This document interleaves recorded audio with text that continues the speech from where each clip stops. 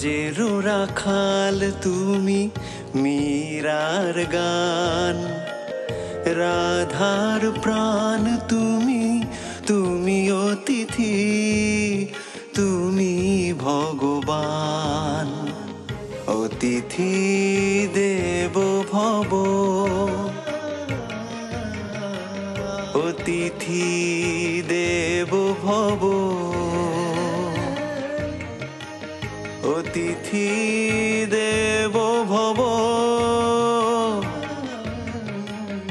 অতিথি দেব ভব।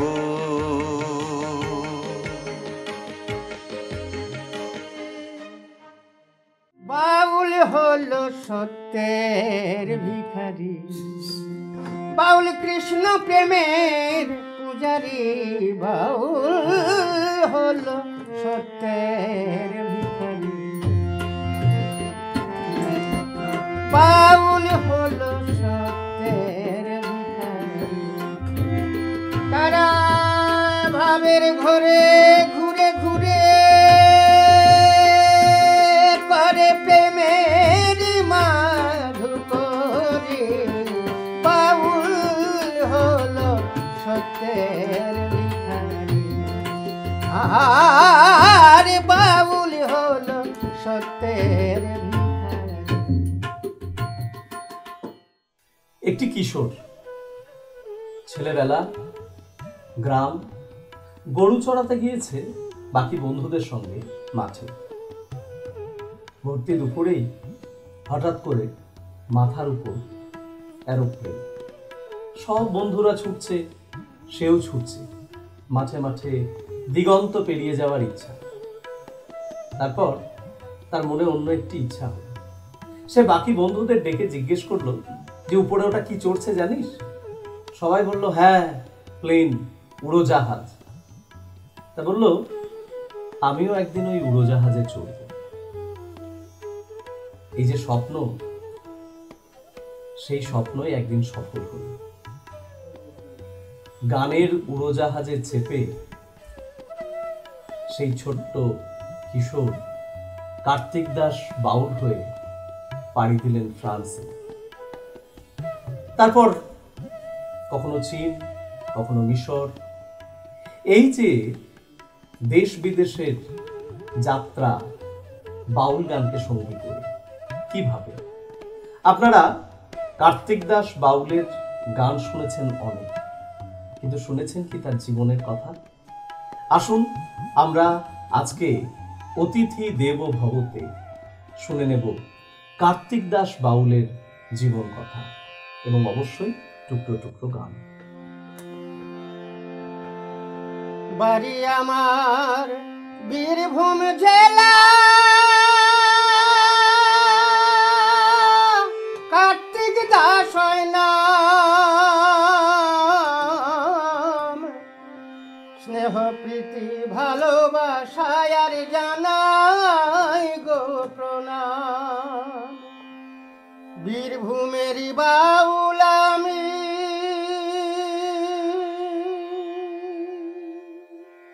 কার্তিক দাস নাম। স্নেহ প্রীতি ভালোবাসায় আর জানাই গো প্রণাম। বীরভূমেরই বাউল আমি।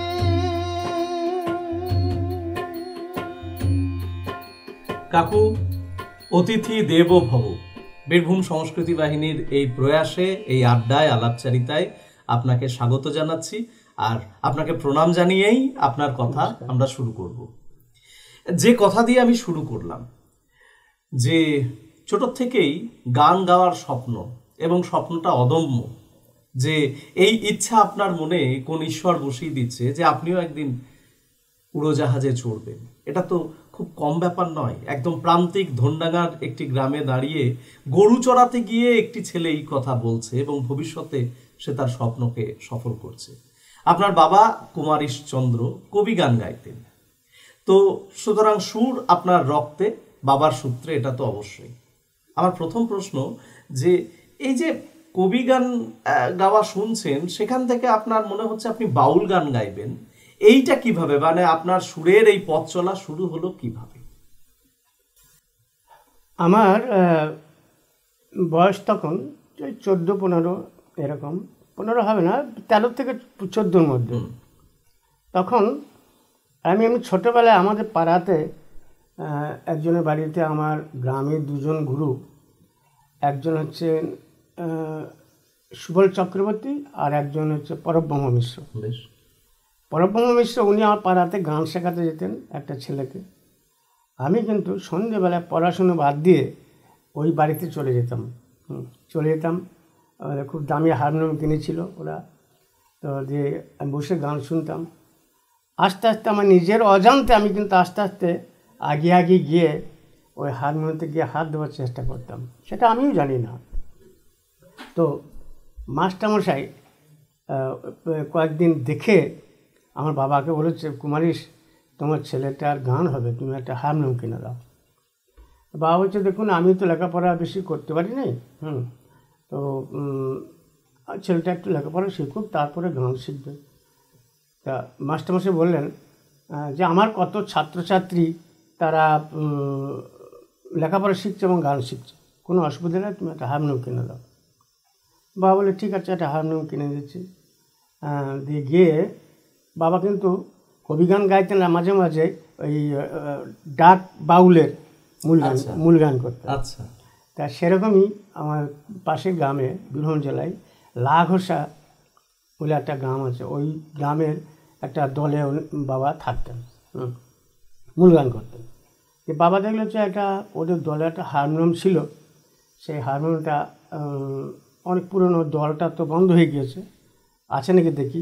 যে গিয়ে দেখেছে হ্যাঁ আছে, যে 30 টাকা দিয়ে হারমোনিয়াম কিনে নিয়ে এলো, একটা সিঙ্গেল হারমোনিয়াম।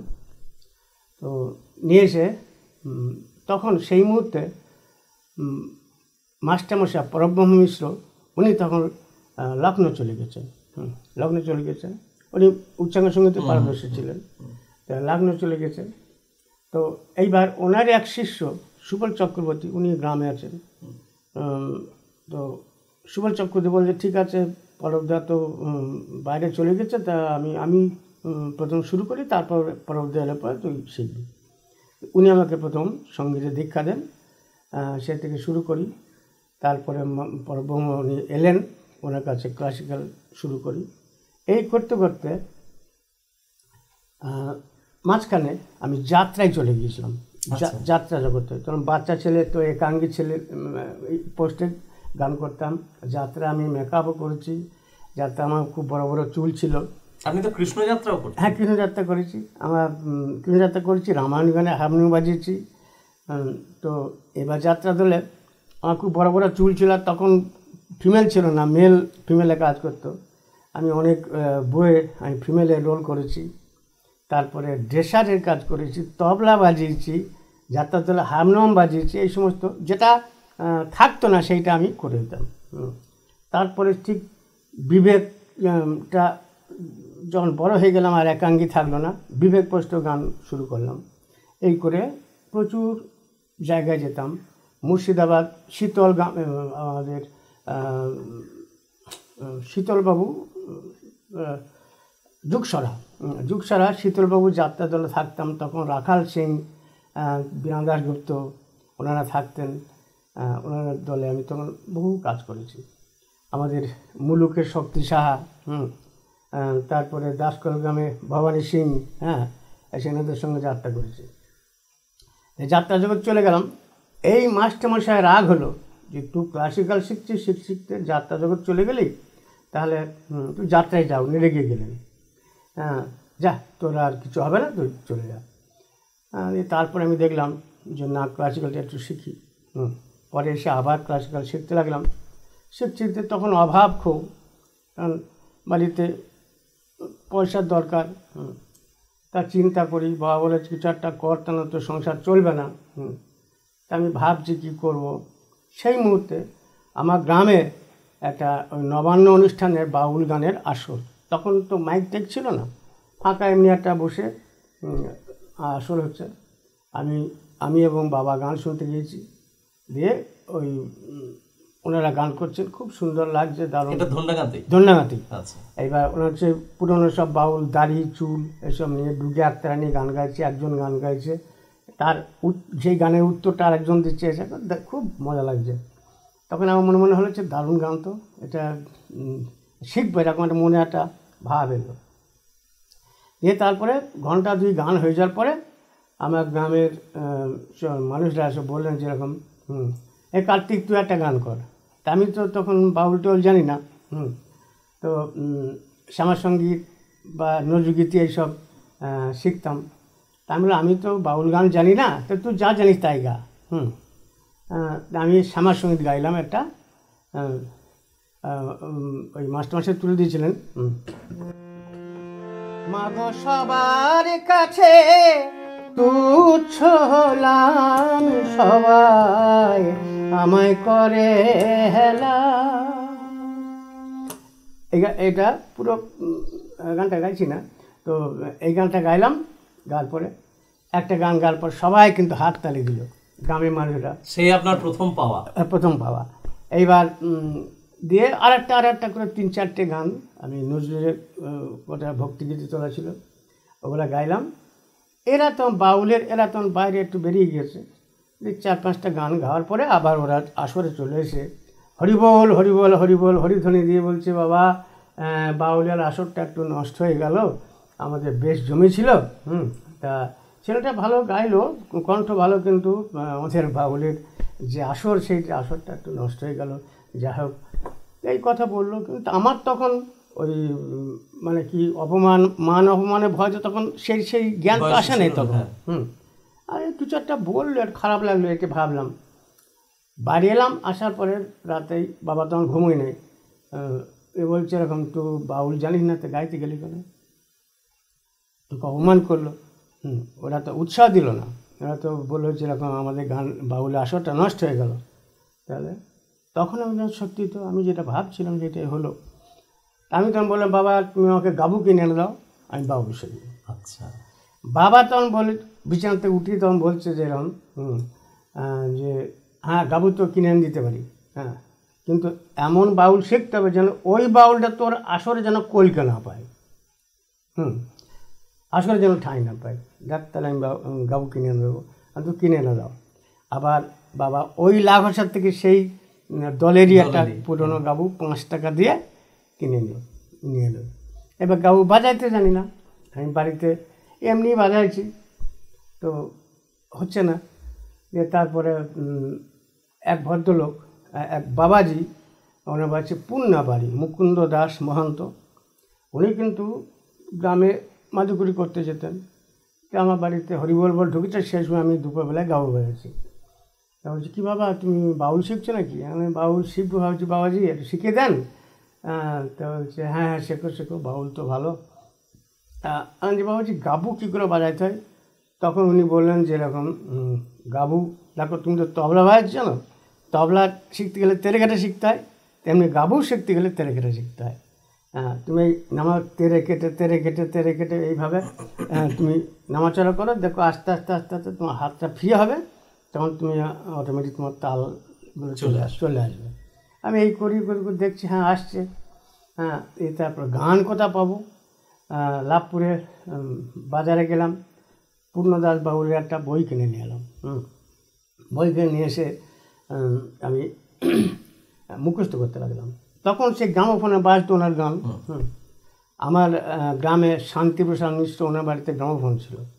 সন্ধ্যেবেলায় গেলাম, কাকু আপনি আমাকে পূর্ণদাস বাউলের গান দুটো বাজান, কারণ শুনি। তো উনি বাজাতেন গ্রামোফোনে, শুনতাম, সুরগুলো মুখস্থ করতাম, আর কথা তো আমি পেয়েছি। এই মুখস্থ করে গানটা মোটামুটি 4-5টা গান তুললাম। এইবার তাহলে বাউল কার্তিক বীরভূমের নানা প্রান্তের নানা আসরে জমাটিয়া গান শুরু করলো। তো এই যে গান চলছে, তারপর তো সেই সময়ে বিশেষ করে আমরা তো হংসরাজ সিনেমা দেখেছি, যে গ্রামের মানুষের, গ্রামের শিল্পীদের একটা বড় স্বপ্ন ছিল যে কিভাবে আমি রেডিওতে গান গাইব। ওই হংসরাজের মতোই কার্তিক দাস বাউল কিভাবে, কোন পদ্ধতিতে কলকাতা গেল এবং আকাশবাণীতে সুযোগ পেল? আমি বাড়িতে এমনি রেয়াজ করছি সন্ধ্যেবেলায়।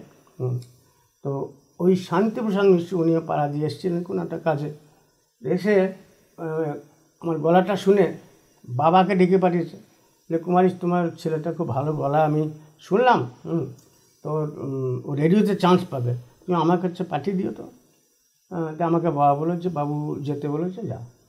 গেলাম, যে একটা সই করে দেয়, একটা সই করে দিলাম সাদা কাগজে। তারপর আমি কী করবেন উনি জানি না। তারপর মাস 2-3 পরে হঠাৎ, তখন জুলাই মাস, রেডিওর থেকে আমার চিঠি চলে এলো বাড়িতে। আমি তো ইংরেজি পড়তে জানি না, আবার ওনার কাছে চিঠিটা নিয়ে গেলাম। উনি বলছে এরকম দেখ, আমি সে তোকে সই করে নিয়েছিলাম, তো রেডিওতে আমি একটা দরখাস্ত লিখে জমা দিয়ে এসেছিলাম, তো অডিশন এসছে এই তারিখে। তো অডিশন এসেছিলো 24/6/72। 24/6/72 আমার এই ছিল, অডিশন ছিল। তার আগে চিঠিটা এসছে, তো দেখ তোর ভাগ্য ভালো থাকলে তুই রেডিওতে চান্স পেয়ে যাবি। এবার চিঠিটা আসার পরে আমার তো উৎসাহ বাড়লো, আবার ভয় হচ্ছে যেরকম আমি যদি ফেল করি, কলকাতা চিনি না, যাব কী করে, এইসব না। তারপর যাবো কলকাতা, যাব পয়সা নাই, তো চারদিকে টেনশনে পড়লাম। আমার এক বন্ধু মহুলা বাড়ি দিলীপ সরকারকে বললাম যে এই ব্যাপার, কলকাতা আমার রেডিওতে একটা অডিশন এসছে, আমি যাব কী করে, কলকাতা আমি চিনি না। তাহলে তুমি ভয় করছো কি, আমি নিয়ে যাবো, আমার কাকা রেলের চাকরি করে হাওড়া থাকে, আমি নিয়ে যাবো, তোমার কোনো চিন্তা নেই। তুমি ডেটটা কবে বলে এই তারিখ, ঠিক আছে, আর কোনো চিন্তা নেই, আমি তোমাকে নিয়ে যাবো। ওই একটা ভরসা পেলাম। এইবার ওকে আমাকে নিয়ে যেতে হবে কলকাতা, কত ভাড়া তা তো আমি জানি না। তো তাহলে পয়সা নাই, কী করা যাবে। একটা বগি থালা বন্ধক দিলাম 16 টাকা দিয়ে। দিয়ে 16 টাকায় হবে না। তো দিয়ে আবার এসে একটা সাইকেল ছিল, সেই সাইকেলটা বিক্রি করতে গেলাম, 80 টাকা দাম হলো। 80 টাকা বিক্রি করে, 80 টাকা, ওই 96 টাকা মতো সাইকেল বিক্রি করে। আর পেলেন? হ্যাঁ, পেলাম। দিয়ে সেইটা নিয়ে ভয় করছে, আর দুজনকে ওকে নিয়ে যাবো, ওকে তো ভাড়া দিতে হবে আমাকে, ওই আমাকে দেবে সেটা আমি জানতাম না। তারপরে দিয়ে এসে লাভপুরে দুজনের ট্রেন ধরলাম। লাভপুরে ট্রেন ধরে আমোদপুর থেকে গেলাম। এবার লাভপুর থেকে টিকিট কাটছে দিলীপ সরকার। আমি পয়সা দিচ্ছি, তো তুমি রাখো। আমার কাছে 150 টাকা আছে, শেষ হোক তারপরে। তারপরে ও হাওড়া ফোন টিকিট কাটলো। ট্রেনে খাওয়া টিফিন যাই করে, মুড়ি চাট যাই খাই, সব ওর পয়সা দেয়। তখন এই ভাবছি আমার সাইকেলটা এমনিতে গেল, দিলীপকে যদি বলতাম পয়সার কথা, ও যদি আগে বলতো যে তোর কোনো চিন্তা নাই। তো এইটা ভাবছি। তারপর ওখানে গেলাম, একদম হোটেলে খাওয়া টাওয়ার থেকে আরম্ভ করে সব কিছু দিয়ে গেলাম, অডিশন দিলাম। অডিশন দেওয়ার পরে বেরিয়ে আসছি, তো খুব আমি চিন্তা করছি কী হবে। তো দিলীপ সরকার তো অডিশনে ঢুকতে পারেনি, তো ইয়েতে অফিসে ইয়েতে বসে আছে, মানে গেস্ট রুমে। তো দিয়ে বেরিয়ে এলাম। আমাকে পিঠে হাত বলেছে, বাহ দারুণ গিয়েছো। তুমি শুনেছো? হ্যাঁ আমি শুনলাম। দারুণ গিয়েছো। আমি পাস করে, তুমি পাস করে গিয়েছো। আমি শুনলাম। তুমি আমাকে সাহস দিল, কিন্তু পরে জানতে পারলাম ও ঢুকতেই পায় না, ও আমাকে সান্ত্বনা দিল। দিয়ে তারপর চলে এলাম ওনার কাকার বাড়িতে, এসে খাওয়া দাওয়া করলাম, থাকার পরে বাড়ি আসি। চিন্তা 11 দিন পরে আমার চিঠি এলো যে আমি পাস করেছি। আচ্ছা, পাস করেছি। সেও কি ওই শান্তি মিশ্রই বলে দিল আপনাকে? না, পাস করেছি। যখন না, তার আগে একদিন আগে ওই শান্তি মিশ্র মারা গেছে। আমার রেজাল্টটা যেদিন পেলাম তার দুদিন আগে উনি মারা গেছে। তারপর মারা যাওয়ার পর 2 দিন পর রেজাল্ট এলো। তা এই একটা আমার দারুণ আফসোস সারা জীবনে। ওই মানুষটা, যে মানুষটা আমাকে যে কলমে আমাকে করে দিলেন, যার কলমে রেডিও চান্স পেলাম, তাকে আর সুসংবাদে জানাতে পারলাম না। এই শুরু হলো ওই গাবুর যে ছন্দ, সেই ছন্দের সেই তালে আপনার বাউলের যাত্রা শুরু হলো। আপনি বাউল শিখতে শুরু করলেন। পরমব্রহ্ম মিশ্রের ছাত্র যে ক্লাসিক্যাল গান শিখছিল সে হয়ে যেতে লাগলো বাউল শিল্পী। তো আপনি প্রথম বাউল গান গাইলেন কোথায়? একটা মঞ্চে গিয়েছিলেন, বাউলের মঞ্চে অন্য গান গাইলেন এবং অসম্মানিত হলেন। সেখান থেকে বাউলের পথ চলা শুরু হলো। এইবার বাউলের মঞ্চেই বাউল গান গাইছেন প্রথম কোথায় মনে আছে?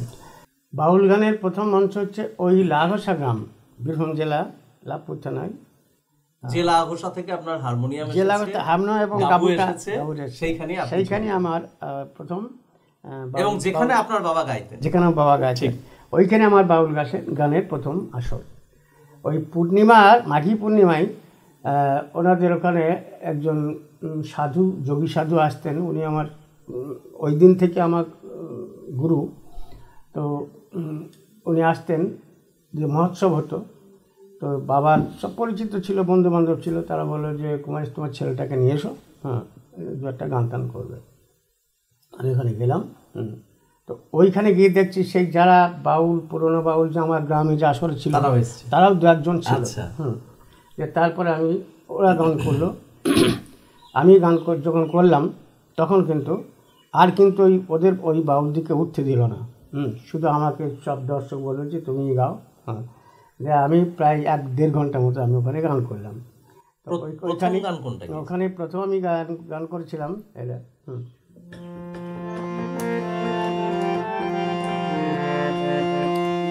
মন পাগলা রে মনের আনন্দে হরি গুণ গাও,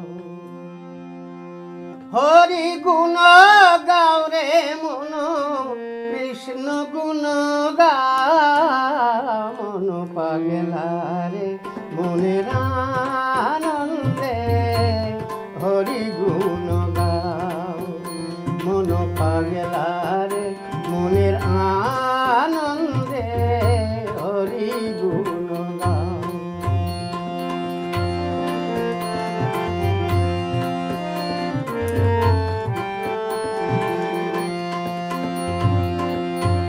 পিতৃ বীজে মাতৃ রাজে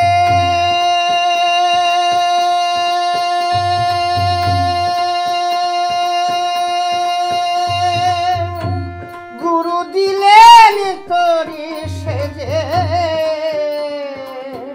পিতৃ বীজে মাতৃ রাজে গুরু দিলেন তোরি সেজে।